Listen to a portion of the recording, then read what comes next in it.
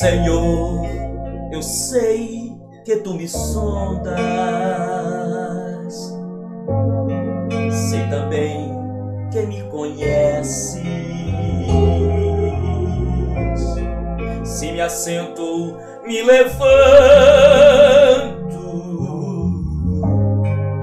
conhece meus pensamentos. Quer deitado, quer andando, sabe todos os meus passos. Ainda que hajem mil palavras, sei que em tudo me conheces. Senhor, eu sei que tu me sondas. Senhor, eu sei que tu me sondas. Senhor, eu sei que tu me sondas. Senhor, eu sei que tu me sondas.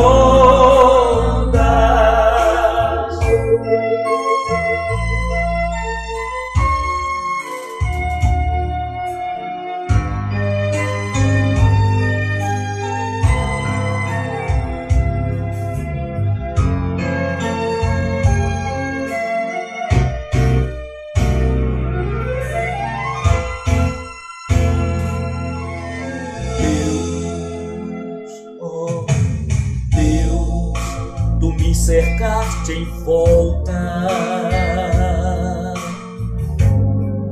tua mão em mim repousa. Tal ciência é grandiosa,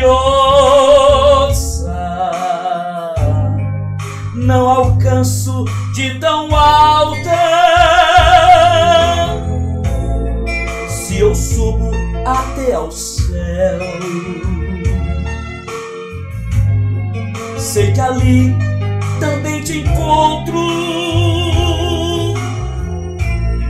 Se um abismo está a minha cama, sei que ali também me amas. Senhor, eu sei que tu me amas.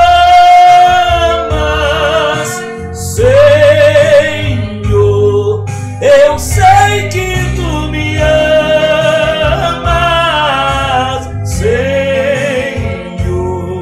Eu sei que tu me amas, Senhor. Eu sei que tu me amas, Senhor. Eu sei que tu me sondas. Senhor, eu sei que tu me sondas.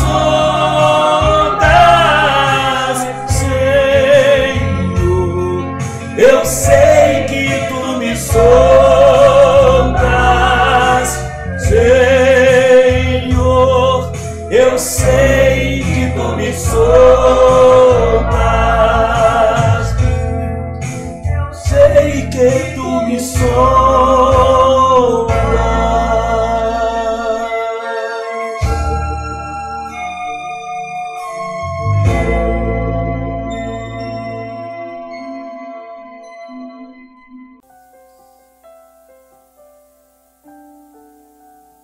Já imaginou, irmão, o dia que você estiver lá com Deus? Tudo isso aqui é passageiro. Temos que olhar para onde nós estaremos para sempre, que é junto com Deus, que é junto com o Pai.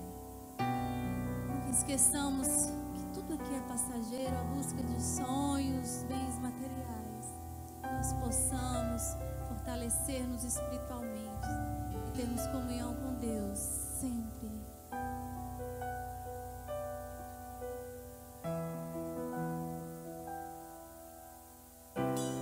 Eu me rasgo por inteiro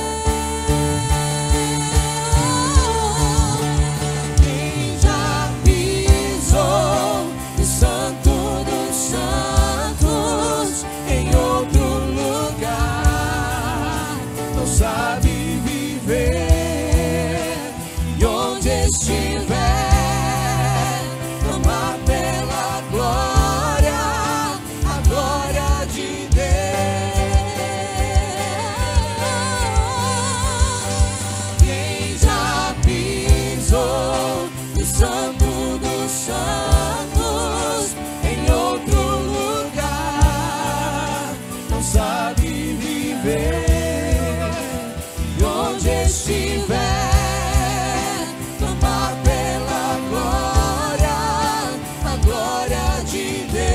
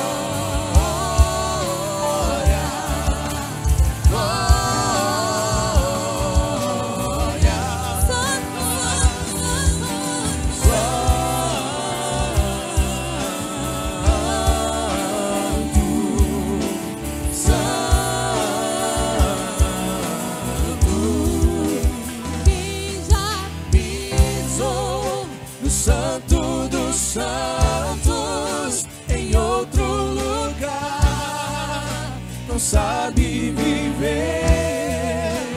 E onde estiver, clamar pela glória, a glória de Deus.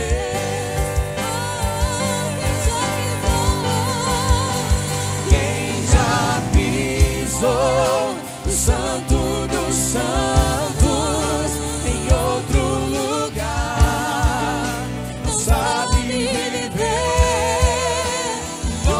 estiver, clamar pela glória, a glória de Deus.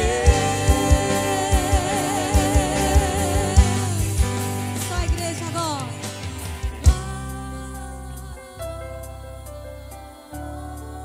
Cante a Ele.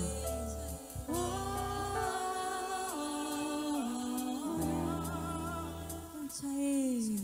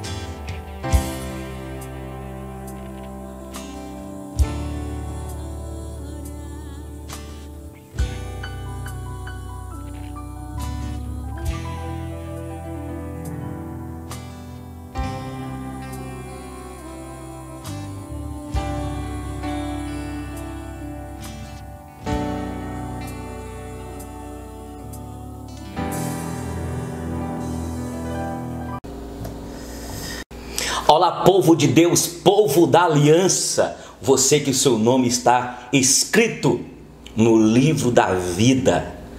Eu quero te cumprimentar com a graça e com a paz do Senhor Jesus, meu irmão, minha irmã. Que bom estar de volta para nós continuarmos estudando juntos os 10 mandamentos. Tem sido bom demais. Como que está você? Tudo bem? Olha, nós introduzimos os 10 mandamentos falando quando Moisés desceu do monte com aquele contrato, o contrato do noivo com a noiva, contrato estabelecido, e ali Moisés desce com aquelas 2 tábuas, com aquelas 2 pedras, e nós temos falado aqui que os 4 primeiros mandamentos relaciona nós com Deus, o noivo com a noiva, que é a sua igreja. Nós falamos aqui, eu não sei se você lembra, talvez eu passei rápido, quando eu mostrei, quando o sumo sacerdote chegava na presença de Yahvé, para apresentar diante de Yahvé o seu povo, o povo da aliança, e ele carregava aqui 6 nomes das tribos, e aqui também mais 6 tribos, aqui a mitra, e ali ele chegava diante de Yahvé para apresentar o povo de Yahvé diante do Senhor. E quando ele saía da presença do Senhor, ele então erguia as suas mãos certamente e abençoava o povo de Deus. E aí o povo da aliança saía para representar o Criador, para levar o nome de Deus às pessoas. Por isso que nós falamos aqui, não levarás o nome do Senhor teu Deus em vão. E fizemos esta explicação quando o sumo sacerdote chegava diante de Jeová, com os nomes ali das tribos, do povo escolhido de Deus, repito, e quando ele saía da presença de Yahvé, de Jeová, ele então declarava a bênção do Senhor sobre o povo de Deus e todos os israelitas que carregavam o nome do Deus da aliança, do Deus soberano, do Deus que tirou-os da terra do Egito, da escravidão de Faraó. Eles saíam para poder levar o nome de Deus.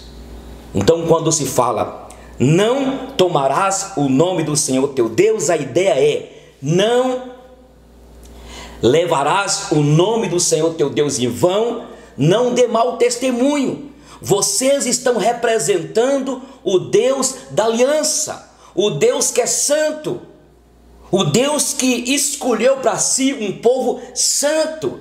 Esta foi a ideia.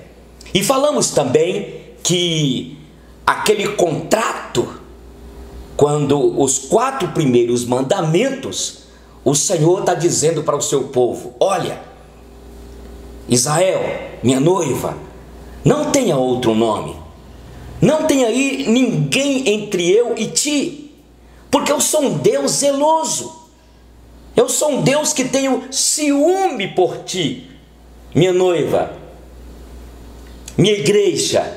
Esta é a ideia maravilhosa que vimos, e é assim que Deus nos trata, porque a palavra do Senhor nos fala que Deus tem ciúme, o Espírito Santo de Deus tem zelo por nós.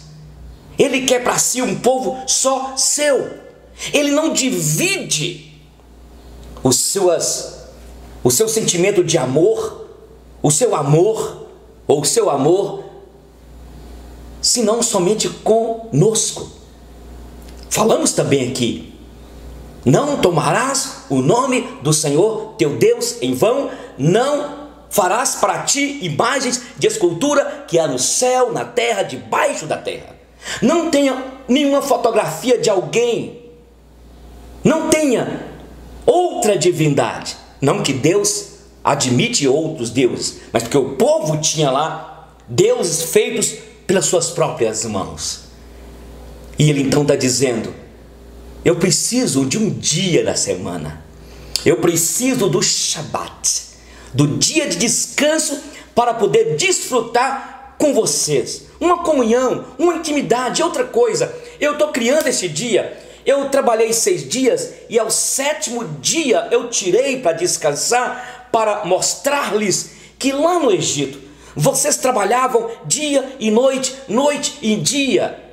Mas eu quero pedir para vocês, o 7º dia, o Shabat, um dia da semana, vocês devem descansar. Porque a estrutura que vocês têm, tanto emocional, psicológica, física, não aguenta o batidão do dia a dia. Eu lhes fiz de uma maneira perfeita, mas entrou o pecado. Eu estou utilizando a maneira como Deus quer tratar conosco deste mandamento que nós falamos por último. Eu lhes fiz, eu te fiz, meu povo, eu te fiz, eu lhes criei de uma maneira à imagem e semelhança minha, mas Adão pecou, e por isso se faz necessário o descanso.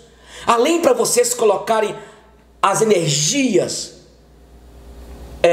estabilizadas, para vocês descansarem, para vocês terem um tempo para a família, mas também eu quero um momento de intimidade.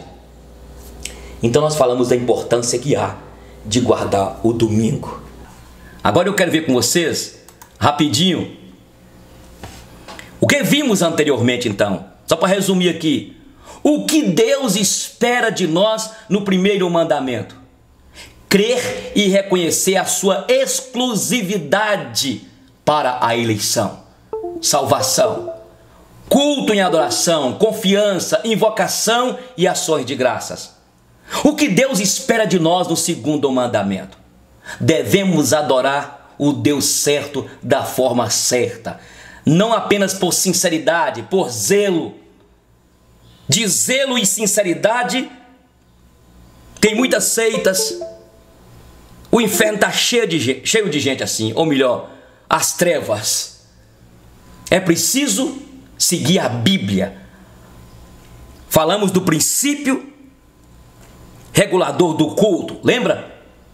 No nosso tempo devemos evitar a falsa adoração em todas as suas formas e tomarmos cuidado especial com o culto moderno, centrado no homem e centrado no eu. Os cultos que têm acontecido em nossas comunidades, e eu já lhes compartilhei isso, o antropocentrismo, o endeusamento de cantores, de pregadores. O que Deus espera de nós no terceiro mandamento: honrar a exclusividade do seu nome, porque Ele é único. Ele é o único Senhor. O que Deus espera de nós no quarto mandamento: exclusividade, santidade no uso do nosso tempo. Como? Demonstrando especial dedicação ao guardar um dia entre todos para honrá-lo de forma especial. Então, é preciso ter um dia na semana para descansarmos, para honrarmos ao Senhor. Glória a Deus, irmãos. Romanos capítulo 13, versículo 8 e 9 diz: a ninguém fiqueis devendo coisa alguma, exceto o amor com que vos ameis uns aos outros. Pois quem ama o próximo tem cumprido a lei. Por isto, não adulterarás, não matarás, não furtarás, não cobiçarás. E se há qualquer outro mandamento, tudo nesta palavra se resume: amarás o teu próximo como a ti mesmo. E o quinto mandamento inicia a segunda tábua da lei, que trata das obrigações que Deus nos dá com relação ao nosso próximo. Com a noiva, ou como a noiva deve se relacionar com os outros.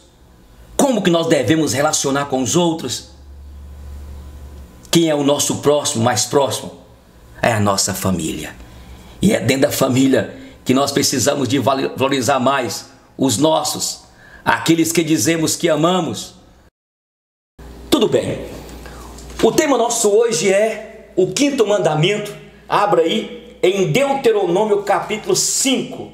Deuteronômio capítulo 5, o 5º mandamento diz, 14 em diante, ou melhor, o versículo 16: honra a teu pai e a tua mãe, como o Senhor teu Deus te ordenou, para que se prolonguem os teus dias e para que te vá bem na terra que o Senhor teu Deus te dá. Honra o teu pai e a tua mãe. Pai, muito obrigado pelo privilégio que temos de poder estudar a tua palavra, que penetra na nossa alma, divide a nossa medula, divide as nossas juntas, a alma, o espírito, e esta palavra é linda, doce como favo de mel. Ela é penetrante. Usa-me agora como vaso em tuas mãos, conforme diz Hebreus capítulo 4, versículo 12, que ela é apta para discernir os pensamentos e também os propósitos do coração. Livra-nos, ó Deus, de nós mesmos. Ensina-nos como filhos a andarmos na luz da tua presença. Nós queremos ser filhos obedientes. Nós queremos, como noiva, parte da igreja do Senhor, queremos nos adornar, nos preparar dia a dia para melhor te servir e te agradar, porque tu és santo. Fala conosco, ensina-nos, eu repito, a andar na luz da tua presença. Amém, Senhor. Amém, povo de Deus. É o seguinte, interessante: honra o teu pai e a tua mãe, para que os teus dias sejam o quê? Prolongados, prósperos. Só que interessante é que no capítulo 6, versículo aqui de Deuteronômio, capítulo 6, olha para vocês verem o versículo 5. Amarás, pois, o Senhor teu Deus de todo o teu coração, de toda a tua alma e de toda a tua força. Deus quer que nós, como filhos, amemos a Ele. E é interessante que não tem ali de todo o teu entendimento. Quem acrescenta dizendo de todo o teu entendimento foi Jesus Cristo. Por quê? Porque Jesus está dentro de um contexto greco-romano, e a ideia para os gregos, a ideia é que nós tenhamos a mente. Os gregos trabalhavam a ideia de mente. Então, quando ele fala entendimento, os gregos valorizavam o pensamento. Entende? Quando Jesus diz: amarás, pois, o Senhor teu Deus de toda a tua alma, de todo o teu coração, de todas as tuas forças e de todo o teu entendimento. Porque para os gregos o importante era a mente. O pensamento grego era muito forte. E é isso que nós, nos dias de hoje, temos que ter muito cuidado, porque a nossa mente está sendo levada para o cativeiro da cauterização. Nós estamos vendo que a mídia tem tentado bombardear na nossa mente para nos tirar da presença de Deus. Por isso que o apóstolo Paulo, em Filipenses capítulo 4, versículo 8, ele fala o seguinte: tudo que é verdadeiro, tudo que é respeitável, tudo que é puro, tudo que é justo, tudo que é amável, tudo que é de boa fama, se alguma virtude há e se algum louvor existe, seja isso que ocupe o quê? A tua mente, o teu pensamento, porque é aqui, ó, tudo está aqui. O que tu está colocando no teu pensamento? Então preste atenção antes de adentrarmos aqui e estudarmos sobre honra o teu pai e a tua mãe, para que os teus dias sejam o quê? Prolongados. Quando Deus fala assim, olha, amarás, pois, o Senhor teu Deus de todo o teu coração, a ideia de coração hoje é a ideia de quê? É que excede nossos sentimentos, dos nossos desejos, das nossas emoções. Mas no hebraísmo, no contexto hebraico, a ideia de coração está falando de rins, de estômago, de entranhas, entende? De rins, de baço, de intestino delgado. Imagine naquela época Abraão ou um daqueles irmãos na antiguidade declarando uma poesia à sua esposa: olha, eu te desejo com todas as minhas entranhas, com todo o meu fígado, com todo o meu intestino grosso, delgado, eu te desejo. A ideia do hebraico é que coração é a totalidade do nosso ser, é aquilo que está aqui dentro de nós. E este é o desejo do Pai, que nós como filhos o amemos. E Jesus resume dizendo, quando ele fala coração, que é a ideia de todo o meu ser, todas as forças, de toda a minha mente, amo o Senhor. É preciso amarmos o Senhor. E se nós fizermos isso, e o próximo como a nós mesmos, nós o quê? Cumpriremos os mandamentos. Por isso que eu lhes disse que os 4 primeiros mandamentos é a relação nossa com o Pai, com Deus. E os outros 6 mandamentos é a relação minha com o meu semelhante. Aqui é com os meus pais. Nessa convivência, neste relacionamento com as pessoas. Então veja que quando fala de todo o teu coração, de toda a tua alma, de todo o teu entendimento, e Jesus diz, e o próximo como a ti mesmo. Esta é a ideia. Hoje, coração está falando de quê? De sentimento, de emoções. Estou apaixonado com você. É dar flores, é dar uma rosa, é fazer uma poesia nos dias dos namorados, então, não é? A ideia de Deus é que nós o dediquemos, o amemos com toda a totalidade do nosso ser. É o que ele disse: eu quero que você seja unicamente meu. Não me divida com ninguém. E aqui, interessante que nós lemos no capítulo 5 ou 6, versículo 5, isso aqui. Mas o capítulo 5, agora quando nós vamos para o capítulo 6, nós vimos, se no capítulo 5, Deus fala aqui na repetição das 10 palavras, dos 10 mandamentos, Ele quer que nós honremos os nossos pais.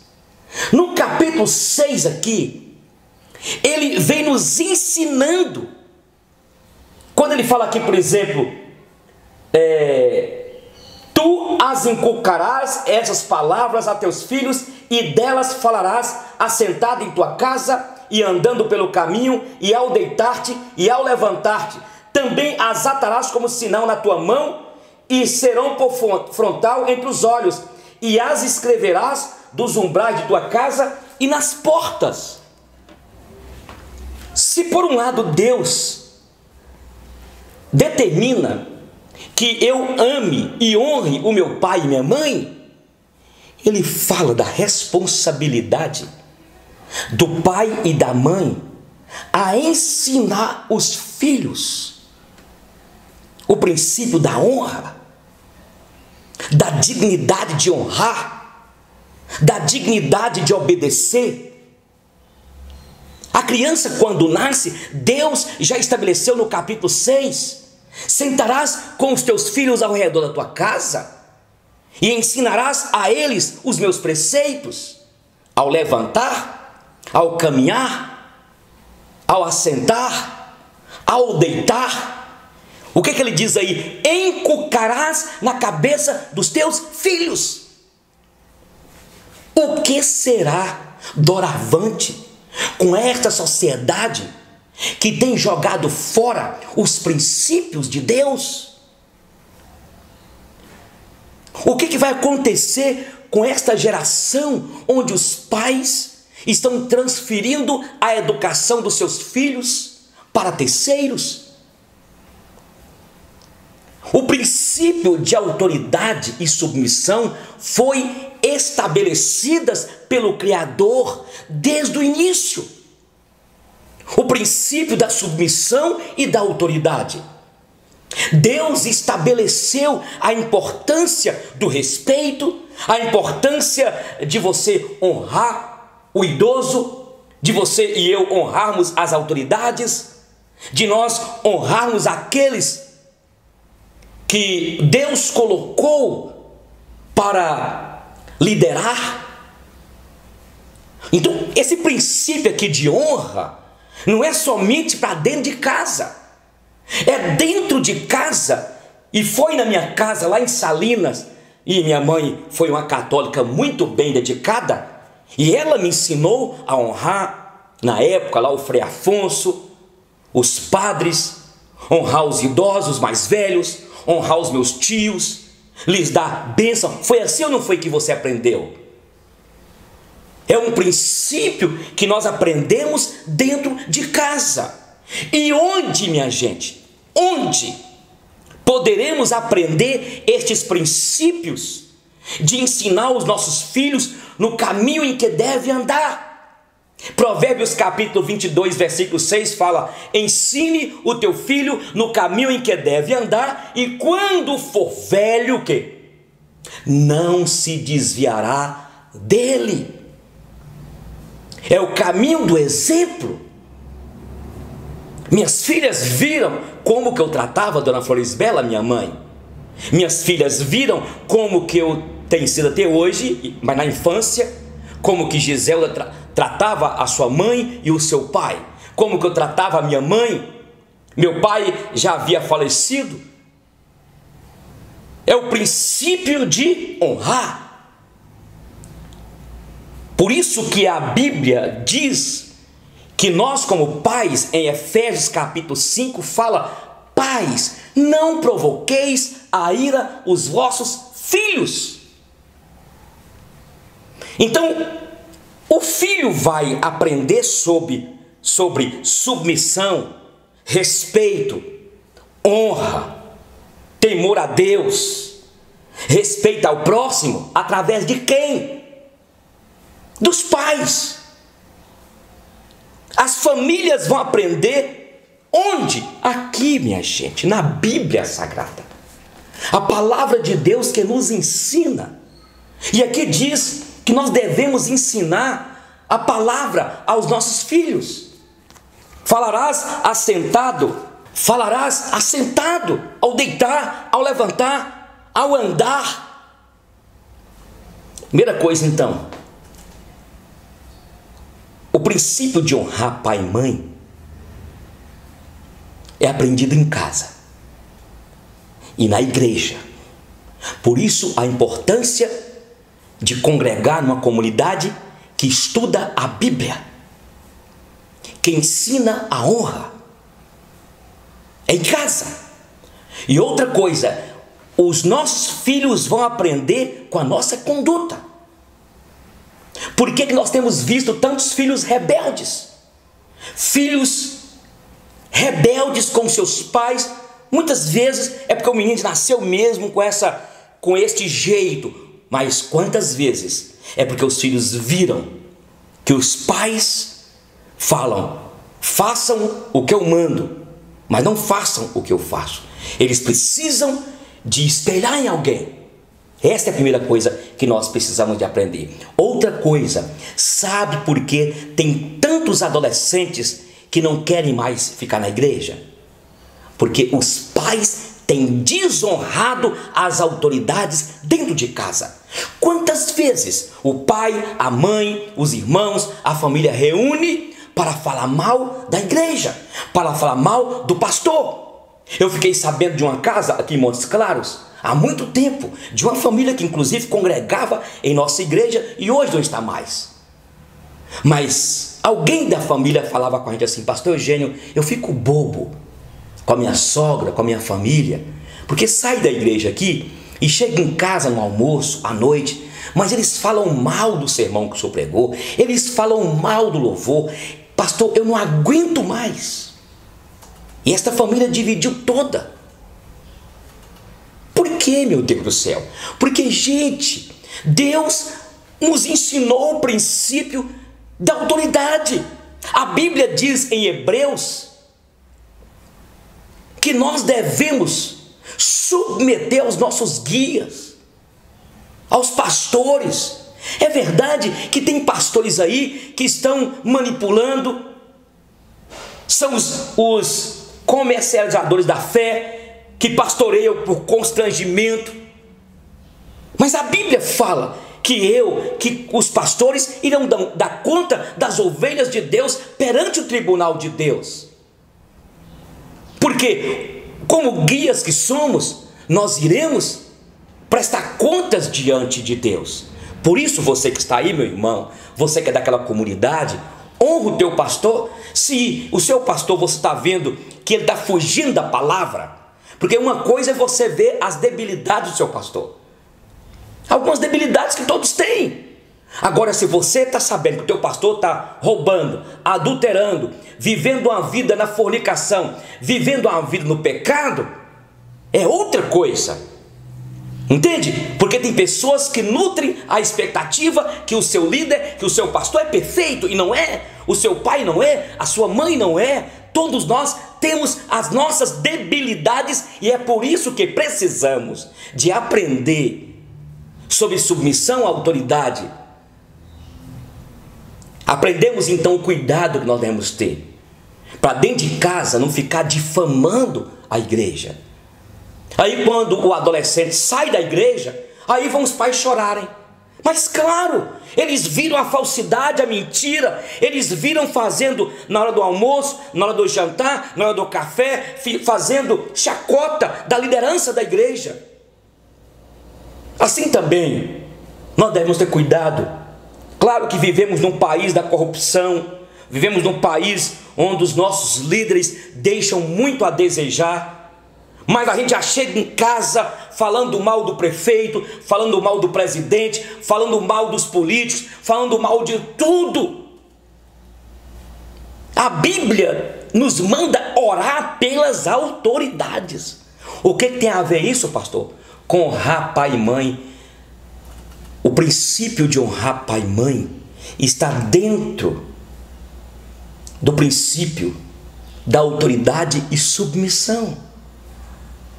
Por isso nossos filhos muitas vezes não nos respeitam, porque nós murmuramos demais, reclamamos demais, difamamos demais os nossos líderes.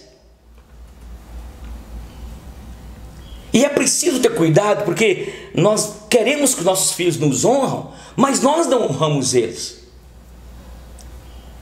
Entende? Não, o filho tem de obedecer o pai, seja o pai o pior déspota. Eu não vejo na Bíblia isso não, pelo contrário. A Bíblia fala, pais, Efésios capítulo 5, não provoqueis a ira os vossos filhos.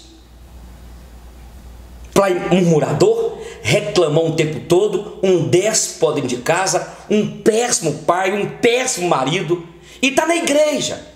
A hipocrisia é crassa na igreja, mas dentro de casa é uma desgraça, é um demônio dentro de casa. Então é preciso aprendermos este princípio: honra pai e mãe, honrar pai e mãe, primeiramente, para eu estabelecer isso para meus filhos, e para eles verem em mim isso, e me honrarem, e te honrar, e falar assim: poxa, o meu pai, a minha mãe eram pessoas dignas, apesar dos erros. E se você errou com a tua esposa, errou com o teu marido, errou com teus filhos, tem jeito, pastor? Tem. Reúna todos e peça perdão, porque o perdão quebra, porque o amor entra, e onde há amor, as barreiras caem por terra. E eu quero concluir e dizer o seguinte, meu irmão, minha irmã, você que é filho, honra teu pai e a tua mãe. Até hoje, eu nunca vi um filho ou uma filha rebelde, que é grosseiro, estúpido, desobediente, que deu certo na vida. Não adianta, porque também isso é um princípio, gente, espiritual. O princípio de autoridade e submissão não é apenas para essa realidade humana, não, gente. É uma questão espiritual. Se você está de mal da tua mãe, do teu pai, se você tem quebrado este mandamento, querido, volte. É atalho. Isso é ruim. Isso é ruim. Que rebeldia é esta? Repreenda este coração seu que está endurecido, empedernido, e volte. Isso é espiritual. Isto no mundo espiritual é uma brecha que você está abrindo, meu jovem, que você está abrindo, meu querido. Eu não posso admitir. Esses dias eu ouvi uma mulher, há tempo eu conheço essa mulher, de mal da sua mãe. Você é de mal da sua mãe? Você é de mal de todos da sua casa? Você é uma filhinha difícil, hein? Você é um filho difícil, hein? E você vai querer que seus filhos te honrem. Este é um princípio estabelecido. Tudo passa, meu irmão. Tudo, menos a palavra. Isso aqui não passa, não. A Bíblia manda: honra o teu pai e a tua mãe, para que os seus dias sejam prósperos, ditosos, abençoados. Você precisa de honrar o teu pai e a tua mãe. Eu quero ver se no próximo vídeo nosso eu gasto um tempo aqui para explicar como que você deve honrar o teu pai e a tua mãe. Como? Mas é um princípio eterno, estabelecido pelo Deus que me fez e te fez. E não adianta.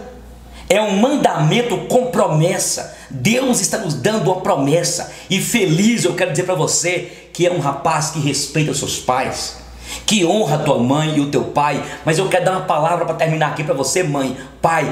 Pare de provocar os teus filhos. Você tem provocado o teu filho à ira. E você também está dentro deste mandamento, pai, mãe. Porque é preciso e é papel meu e seu ensinar os nossos filhos o princípio de submissão e autoridade da honra.